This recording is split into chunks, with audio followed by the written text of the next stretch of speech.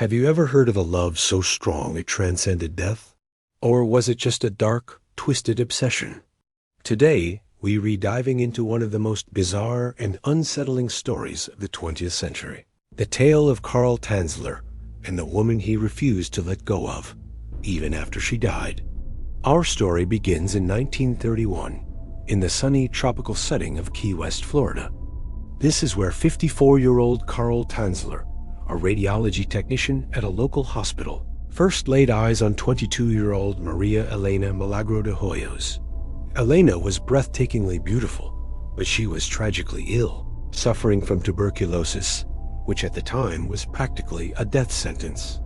Tanzler was immediately smitten. He claimed that he had visions of this exact woman his entire life. An exotic, dark-haired beauty who was destined to be his true love. Despite not being a doctor and having no qualifications to treat tuberculosis, he threw himself into trying to save her. He used a mix of traditional medicines and strange, self-devised treatments, even bringing expensive X-ray equipment to her family's home. He showered her with gifts and declared his love, but Elena never returned his feelings. Sadly, despite all of Tanzler's desperate efforts, Elena succumbed to her illness in October 1931. A devastated Tanzler, with the permission of her family, paid for an elaborate above-ground mausoleum for her burial. He was the only one with the key. This is where the story takes a truly macabre turn. For the next 2 years, every single night, Tanzler would visit Elena's tomb. He would sit by her casket, sing to her, and speak to her corpse, convinced that her spirit was communicating with him. But for Tanzler, these nightly visits weren't enough. In April 1933, he did the unthinkable.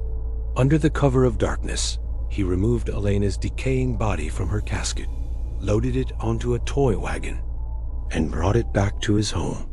For the next 7 years, Karl Tanzler lived with the corpse of Maria Elena de Hoyos. You might be wondering, how did he preserve the body? Well, his methods were as gruesome as they were ingenious. As Elena's body decomposed, he took extreme measures to keep it lifelike. He used wire hangers to hold her bones together and stuffed her torso with rags to maintain its shape. He replaced her decaying skin with silk cloth soaked in wax and plaster of Paris. He fitted her skull with glass eyes, made a wig from her own hair that he'd collected, and constantly doused the body in perfumes and disinfectants to mask the odor of decay. He dressed her in clothing, jewelry, and gloves, and even slept beside her in his bed every night. In his mind, he was no longer living with a corpse. He was living with his bride. This grotesque secret was kept for an astonishing 7 years. People in the community thought Tanzler was just an eccentric, grieving man. He was known to buy women's clothing and perfume, which people assumed were for a living relative. But rumors began to spread. Then, in 1940, the truth finally came out in the most unexpected way. A neighborhood boy peeped through Tanzler's window and saw something truly strange. He claimed he saw Tanzler dancing with what looked like a giant, life-sized doll. This report eventually reached Elena's sister, Florinda. Horrified, she confronted Tanzler at his home. When she walked in, she discovered the horrifying truth. The doll was the corpse of her sister. The authorities were immediately called, and Tanzler was arrested. The public was shocked and fascinated by the gruesome discovery. The trial was a media sensation. Tanzler was charged with grave robbing and desecrating a tomb. But here's the twist. The statute of limitations for his crime had expired. He couldn't be convicted. Karl Tanzler walked free. What's even more bizarre is how the public reacted. Many people, particularly women, viewed his actions not as horrifying, but as tragically romantic. They saw him as a misunderstood eccentric who was just deeply in love. The media often played up this angle, portraying him as a lovelorn man who believed he could one day resurrect his beloved Elena with science. After the trial, Elena's body was medically examined and then finally put to rest in an unmarked grave to prevent any further disturbance. As for Tanzler, he moved to a different part of Florida. He created a life-sized effigy of Elena, a death mask made from her actual face, and lived with it until he died in 1952. He was found on the floor of his home in the arms of the doll. So what do you think? Was this a story of undying love? A romantic but misguided attempt to keep a loved one close? Or was it the dark and twisted obsession of a disturbed man who couldn't accept rejection, even from beyond the grave? Let me know your thoughts in the comments below. It's a story that truly blurs the line between love and madness. Thanks for watching, and if you found this story as fascinating as I did, make sure to like, subscribe, and hit that notification bell for more dives into the strange and mysterious. See you next time.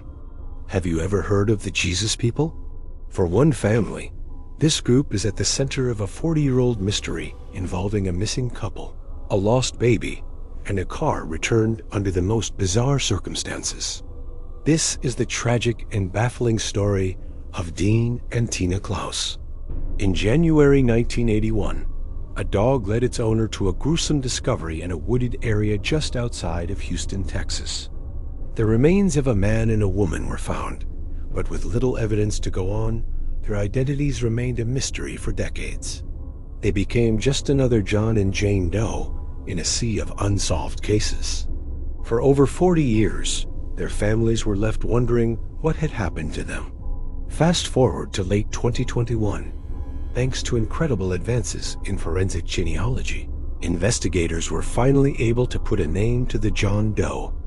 They traced his DNA to a sister, and through her, they confirmed the identities of the victims: Harold Dean Clouse Jr. and his wife, Tina Gail Lynn Clouse. Dean and Tina were a young, vibrant couple, originally from Central Florida. Just before their disappearance, they had packed up their lives and moved to Lewisville, Texas, seeking new opportunities. Dean had found work in construction, and they were starting a new chapter. But that chapter was cut brutally short. When investigators delivered the heartbreaking news to Dean's sister, her first question sent a shockwave through the entire investigation. She asked, "Where's the baby?" You see, when Dean and Tina disappeared, they weren't alone. They had a baby daughter, Holly Marie, who was less than a year old. At the crime scene, there was no sign of a baby. No remains, no clues, nothing. For the family, the discovery of Dean and Tina's bodies only opened up a new, terrifying question. What happened to baby Holly? The news of a missing baby, now potentially a woman in her early 40s, galvanized law enforcement. The search for Holly began immediately. It was a race against time, a desperate attempt to solve a mystery that had been cold for over 4 decades. Miraculously, the search didn't take long. In a stunning turn of events, in June of 2022, investigators announced that Holly had been found. She was alive and well, living in Oklahoma. She had been adopted as an infant, had grown up with a loving family, and had no idea about her true origins or the tragic fate of her biological parents. She was now a mother of 5 herself. Finding Holly was a miracle, but it also deepened the mystery surrounding her parents' deaths. Who killed Dean and Tina? And how did Holly end up being put up for adoption? Was it the killer trying to save the child? Or was someone else involved? This is where the story takes an even stranger turn, leading us back to that group I mentioned earlier, the Jesus People. According to Dean's family, before he moved to Texas, he had become involved with a nomadic white-robed religious group that called themselves the Jesus People. They were part of a wider countercultural movement from the 70s. After Dean and Tina moved, their regular letters and calls to families suddenly stopped. Concerned, Dean's mother, Donna, waited anxiously for any word. Then, sometime after the last letter, she received a strange phone call. It was someone from that religious group. They wanted to return Dean's car. They told her that her son had joined their organization, was renouncing all of his worldly possessions, and wanted to cut off all contact with his family. Imagine hearing that. Your son has essentially joined a cult and wants nothing more to do with you. Desperate for answers, Donna agreed to meet them. She drove from Florida to the Daytona racetrack to retrieve the car. There, she was met by 3 women and 1 man, all dressed in white robes. She begged them for information about Dean and Tina, but they were vague. They simply repeated that Dean had given up everything to follow their path and didn't want to be contacted. They handed over the keys to his 1978 AMC Concorde and left. Both the Clouse and Lynn families tried to report the couple missing. But back then, law enforcement was often dismissive. They were told that since Dean and Tina were adults, they likely just left on their own and didn't want to be found. The police report was never filed. The families were left in limbo, clinging to the hope that the couple and baby Holly would one day return.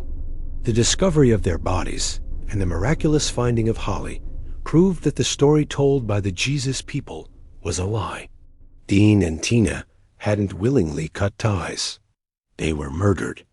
But who were the robed figures who returned the car? Were they involved in the murders? Did they know what happened?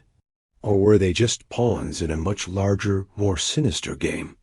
Investigators believe 2 women from the group, who identified themselves as Sister Susan and Sister Mary, dropped baby Holly off at a church in Arizona.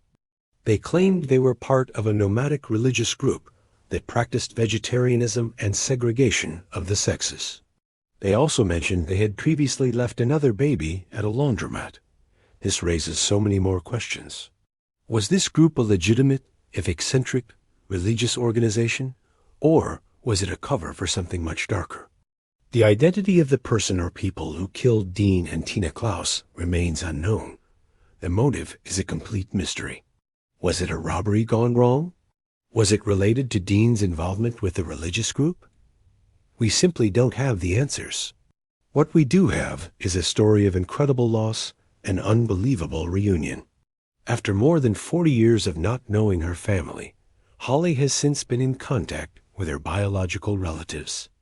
She's met her grandmother, aunts, and cousins over video calls, finally connecting with the family she never knew she had. It's a bittersweet reunion, born from a terrible tragedy, but a reunion nonetheless. The case remains open. Police are still searching for answers and are asking for the public's help. Someone out there knows what happened in those woods outside of Houston in 1981. Someone knows who Sister Susan and Sister Mary are.